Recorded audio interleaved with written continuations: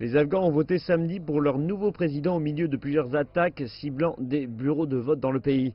La plus importante fut menée à Kandahar. 70 000 agents de sécurité ont été déployés dans le pays et qui auraient évité au moins 5 attaques majeures alors que les gens déposaient leurs bulletins de vote.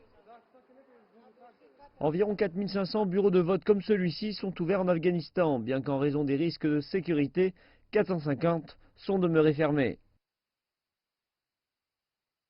Le candidat à la présidence, Mohammad Ibrahim Al-Kowe, a abandonné la course quelques jours avant le vote, mais appelé les citoyens à braver les attaques. Si les gens veulent un Afghanistan démocratique, un Afghanistan islamique, un gouvernement républicain en Afghanistan, alors ils ne doivent pas rester chez eux, mais participer au vote.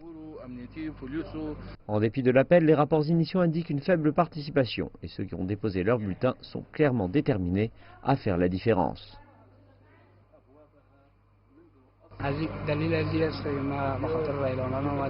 Au nom d'Allah, ma maison de venir au vote et que ne pas voter n'est pas la solution en Afghanistan. Et même s'il y a beaucoup de menaces et de mensonges, ne pas voter n'est pas la solution. L'élection intervient après l'échec de pourparlers de paix ce mois-ci entre Washington et les talibans. Certains Afghans voulaient repousser les élections jusqu'à ce qu'un accord de paix soit trouvé avec les talibans, mais d'autres pensent différemment. Si nous n'avons pas d'élection, si nous n'avons pas de gouvernement légitime, avec qui obtiendrons-nous un accord de paix?